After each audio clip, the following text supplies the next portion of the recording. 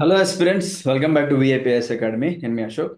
So చాలా మంది మన రీసెంట్ యూట్యూబ్ వీడియోస్లో కమెంట్స్ పెడుతున్నారండి దట్ టీజీపీఎస్సీ గ్రూప్ 1 మెయిన్స్లో తెలుగు మీడియం వారికి చాలా అన్యాయం జరిగింది అని చెప్పేసి వీడియోలు పెట్టడం జరుగుతుంది. సో దాని గురించి అడ్రస్ చేద్దామని చెప్పేసి నేను ఈ వీడియో చేస్తున్నాను.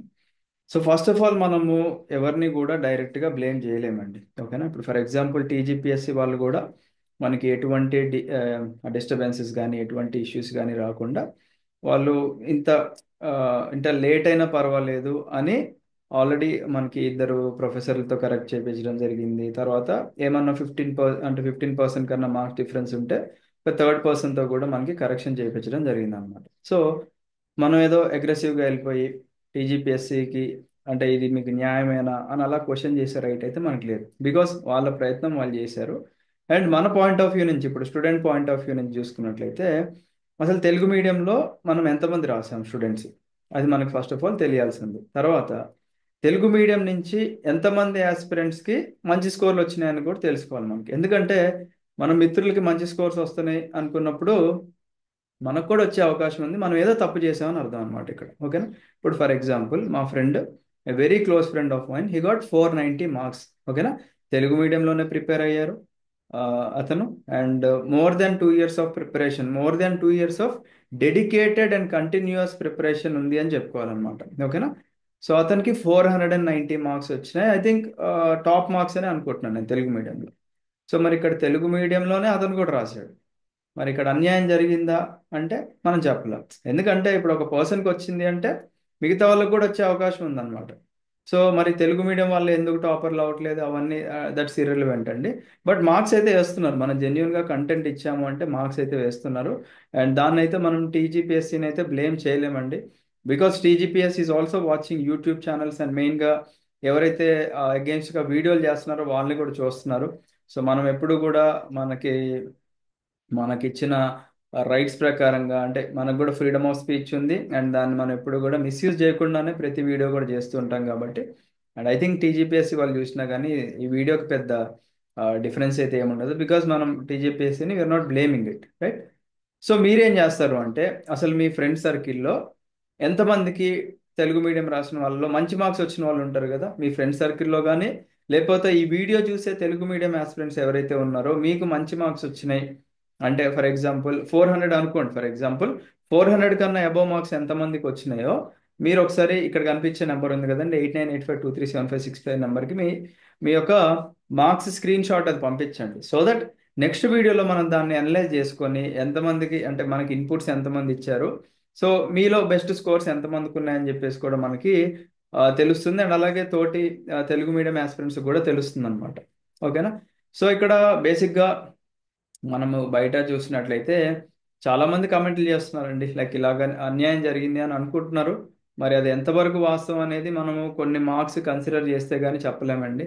బికాస్ అసలు ఎవరికి వేయలేదు, ఓన్లీ ఒక పర్సన్కి వేసారు అనుకున్నట్లయితే మరి ఒక పర్సన్కి అండ్ అలాగే మిగతా వాళ్ళకు ఉన్న డిఫరెన్స్ ఏంటి?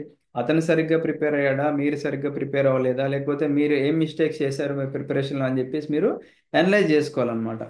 అండ్ ఐ రిక్వెస్ట్ టీజీపీఎస్సి, ఒకవేళ టీజీపీఎస్సి వాళ్ళు కనుక ఈ వీడియో చూసుకున్నట్లయితే with all due respect, I wish మీరు జిఆర్ఎల్ ఇచ్చేటప్పుడు సార్ ఆర్ మేడం, ఈ వీడియో చూసే వాళ్ళకి చిన్న విన్నపం అండి.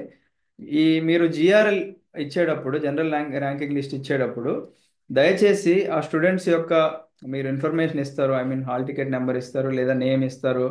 అండ్ అవన్నీ మెన్షన్ చేసినప్పుడు ఏ మీడియం కూడా మెన్షన్ చేయండి. సో దట్ మనకి తెలుగు మీడియం ఆస్పిరెంట్స్కి ఎంతమందికి ర్యాంక్స్ వచ్చినాయని చెప్పేసి కూడా ఒక క్లారిటీ ఉంటుంది. కాబట్టి ఇటువంటి డిస్టర్బెన్సెస్ ఏమన్నా ఉన్నా కానీ అది తెలుగు మీడియం ఆస్పిరెంట్స్లో అది తొలగిపోతుంది అని చెప్పేసి అనుకుంటున్నాను. అండ్ మోర్ ఓవర్ దీంతో పాటుగా ఆ, కుదిరితే టీజీపీఎస్సి వాళ్ళకి మనము ఏదన్నా రిక్వెస్ట్ లెటర్ ఏదన్నా పెట్టుకుంటే బెటర్ అండి. అంటే ఇప్పుడు మనం ఈ నోటిఫికేషన్తో పోయేది కాదు, నెక్స్ట్ తర్వాత నోటిఫికేషన్స్ కూడా మనం ప్రిపేర్ అవ్వాలి. ఓకేనా? తెలుగు మీడియం ఆస్పిరెంట్స్ ఉంటారు, ప్రిపేర్ అవ్వాలి. మీరు ఎక్కడ తప్పులు చేశారు అని తెలియకుండా ఉంటే అదే తప్పులు మళ్ళీ నెక్స్ట్ నోటిఫికేషన్లో మనం రిపీట్ చేస్తాం. కాబట్టి తెలుగు మీడియంలో ఎవరైతే టాప్ మార్క్స్ వచ్చినాయో టీజీపీఎస్సి వాళ్ళు వాళ్ళ ఆన్సర్ కాపీని బయట యాజ్ అన్ ఎగ్జాంపుల్ కాపీ లాగా పెట్టినట్లయితే it will be really helpful for upcoming notifications అండి. ఎందుకంటే TGPSC group 1 is not only meant for English medium, Telugu medium వాళ్ళకు కూడా అండ్ మనకి మనము ఆర్టికల్ 15లో లైక్ మనం చూస్తుంటాం the equality of opportunity in public employment అని చూస్తున్నాం. సో అందరికీ ఈక్వాలిటీ ఆఫ్ ఆపర్చునిటీ ఉంది. బట్ తెలుగు మీడియం వాళ్ళు ఎక్కడ ల్యాగ్ అవుతున్నారు, ఇన్ కేస్ ఒకవేళ తక్కువ ర్యాంక్స్ వస్తున్నాయి అన్నట్లయితే ఎక్కడ ల్యాగ్ అవుతున్నారు. అండ్ అలా ల్యాగ్ అవ్వకోకుండా ఇప్పుడు మీరు టాప్ మార్క్స్ చేసిన పర్సన్స్ యొక్క ఐ మీన్ ఆన్సర్ కాపీస్ బయట పెట్టినట్లయితే they will learn from that. ఓకేనా? అది చూసుకొని ఓకే నేను ఆన్సర్ ఇలా రాశాను, ఈ టాపర్ ఇలా రాశాడు, so what is the difference అని చెప్పేసి వాళ్ళు కూడా తెలుసుకుంటారు. కాబట్టి this is a sincere request from all the Telugu medium aspirants అండి. సో దయచేసి దీన్ని కన్సిడర్ చేస్తారని అనుకుంటున్నాను. అండ్ అలాగే జిఆర్ఎల్లో కూడా తెలుగు మీడియం విద్యార్థుల యొక్క జిఆర్ఎల్ కూడా మెన్షన్ చేస్తారని అనుకుంటున్నాను. అండ్ మీలో తెలుగు మీడియం ఆస్పిరెంట్స్ ఎంతమంది ఎగ్జామ్ రాశారు, కింద మీకు ఎన్ని మార్క్స్ వస్తున్నాయో కమెంట్ పెట్టండి. అండ్ 400 అబవ్ మార్క్స్ లేదా 450 అబవ్ మార్క్స్ ఎవరికన్నా వచ్చినట్లయితే 8985237566 నెంబర్కి వాట్సాప్లో మీరు ఒకసారి మీ జెన్యున్ మార్క్స్ స్క్రీన్ షాట్స్ పంపించినట్లయితే నెక్స్ట్ వీడియోలో మనం అడ్రస్ చేద్దాం. ఓకే ఇంతమంది స్టూడెంట్స్కి మనకి మంచి మార్క్స్ వచ్చినాయి అని చెప్పేసి. లేదంటే ఈ డిస్టర్బెన్స్ అనేది అలా మైండ్లో ఉండిపోద్ది అనమాట, తెలుగు మీడియం ఆస్పిరెంట్స్ మైండ్లో ఉండిపోద్ది. బికాస్ మనం డైరెక్ట్గా దేన్ని నమ్మలేం కదండి. ఇప్పుడు నేను వచ్చి డైరెక్ట్గా అవును అన్యాయం జరిగింది అని నేను ఎలా చెప్పగలను? అలా చెప్పలేను కదా. నేను కంటెంట్ చూడకుండా, డేటా చూడకుండా, అసలు స్టూడెంట్స్తో మాట్లాడకుండా నేను చెప్పినైతే ఇక్కడ నేను ఎదవన్ అవుతాను అనమాట. సింపుల్గా చెప్పాలంటే నేను ఎదవన్ అవుతాను ఇక్కడ. సో నేను ఎదవన్ అవ్వకూడదు. అండ్ అలాగే స్టూడెంట్స్ కూడా చాలా జెన్యున్ స్టూడెంట్స్ ఉన్నారు కాబట్టి మనం డేటాను బేస్ చేసుకొని వీడియోస్ చేసుకుందాము, వాస్తవాలను బేస్ చేసుకొని వీడియోస్ చేసుకుందాము. అండ్ అవాస్తవాలకి పోయి లేదా మనం ఏదో ఎగెన్స్ట్గా ఏదైనా వీడియోలు చేసినట్లయితే అది మీకు మంచిది కాదు. అండ్ అలాగే అకాడమీ పరంగా మాకు మంచిది కాదు. అండ్ దాని తర్వాత కాన్సిక్వెన్సెస్ కూడా మనమే ఫేస్ చేయాల్సి ఉంటుందండి. సో మన ప్రాబ్లం ఏంటి, దానికి సొల్యూషన్ ఏంటి, సొల్యూషన్ ఓరియంటెడ్గా వెళ్ళామనుకోండి, అట్లీస్ట్ మనం ఏదైనా మిస్టేక్స్ చేస్తూ ఉన్నాం అనుకోండి, అది నెక్స్ట్ నోటిఫికేషన్లో హెల్ప్ అవుతుంది. ఎందుకంటే దీనికి సింపుల్ ఎగ్జాంపుల్ చెప్తాను. టీజీపీఎస్సీ గ్రూప్ 1 మెయిన్స్ రాసిన వాళ్ళు ఇంగ్లీష్ మీడియం వాళ్ళు కూడా ఉన్నారు. ఇంగ్లీష్ మీడియం రాసిన తర్వాత చాలామంది మంచి మార్క్స్ వస్తాయి అని అనుకున్నారు. కాకపోతే ఎవరైతే ఇలా మంచి మార్క్స్ వస్తాయని అనుకున్నారో వాళ్ళ స్కోర్స్ కూడా చాలా తగ్గిపోయినాయి అనమాట. మరి వాళ్ళు కూడా అనుకోవచ్చు కదా ఇంగ్లీష్ మీడియం మాకు అన్యాయం జరిగింది అని చెప్పేసి. So it all depends on the content అండి. ఇప్పుడు కరెక్ట్ చేసే పర్సన్కి కొన్ని సెట్ ఆఫ్ పాయింట్స్ ఉంటాయి. ఆ పాయింట్స్ మనం రాసిన పాయింట్స్ మ్యాచ్ అయినాయి అనుకుంటే మనకి మార్క్స్ వస్తాయి. లేదు మరి ఇంకేదైనా అన్యాయం జరిగిందని మనం ఫీల్ అవుతున్నాం అంటే ఫీల్ అవడంలో తప్పలేదు. కాకపోతే మనం డైరెక్ట్గా బ్లేమ్ అయితే చేయలేమని చెప్పేసి నేను అనుకుంటున్నాను. బికాస్ నేను ఇక్కడ గవర్నమెంట్కి అగెన్స్ట్ కాదు, స్టూడెంట్స్కి కూడా అగెన్స్ట్ కాదనమాట. మనం వాస్తవాలను పట్టుకొని డేటాను పట్టుకొని మనం దానికి ఒక అంచనా వేయడానికి అవకాశం ఉంటుందని ఈ వీడియో చేస్తున్నాను.